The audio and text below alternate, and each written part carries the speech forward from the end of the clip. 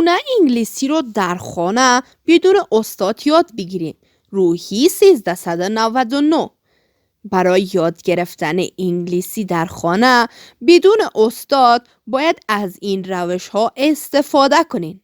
اولین قدم برای آموزش انگلیسی در خانه علاقه می باشد، چون در ذهن تلقین می شود و مهمترین بخش می باشد. علاقه داشتن به یادگیری انگلیسی می تواند برای شما خیلی مؤثر باشد.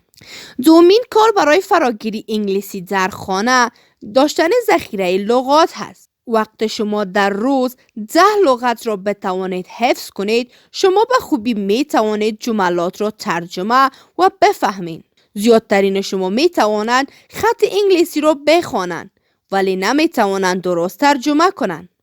شما با حفظ لغات می توانید به راحتی انگلیسی را بخوانید و معنی آن را بدانید. در قدم سوم آموزش گرامر هست.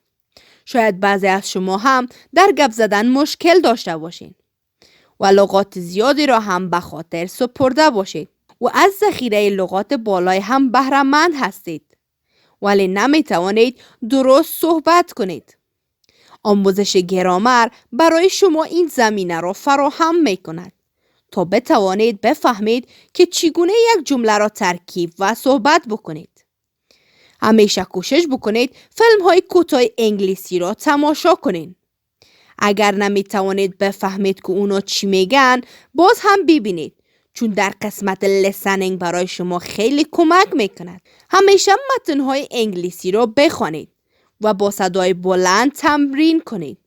چون وقت شما به صدای بلند میخوانید، شما میتوانید اشتباهات خود را پیدا کنید و واژه آن را به خاطر بسپارید.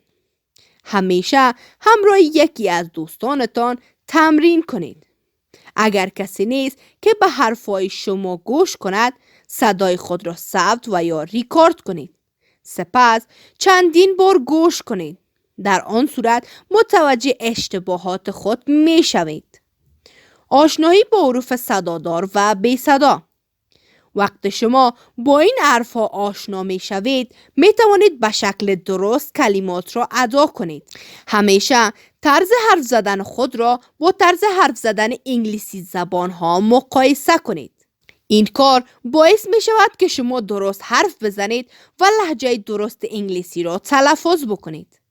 همیشه داستان‌های انگلیسی را بخوانید و آن را به زمان حال در زندگی خود مرتبط کنید. همیشه یک نفر را الگوی خود قرار دهید. کوشش کنید طرز گفتار، نوشتار و ادای یک فرد مورد علاقه خود را الگو قرار دهید و از آن تقلید کنید و همیشه روبروی آینه ایستاد شده به شیوه همان شخص انگلیسی صحبت کنید و شبیه همان نفر تلفظ کنید و حرفای اونا را به زندگی خود مرتبط بسازید. اینجاست که شما موفق شده اید تا بتوانید به شکل عالی در خانه بدون استاد راهنمای انگلیسی را یاد بگیرید. د افغانستان نړۍ او سیمې د مهمو خبرونو، پیښو او جریانونو په اړه د تازه، پر وخت او دقیقو خبرونو لپاره د روحي ویبپاڼې د یوټیوب چینل لایک او سبسکرایب کړئ ترڅو زموږ نوي او تازه ویډیوګانې پر وخت درته ورسیږي.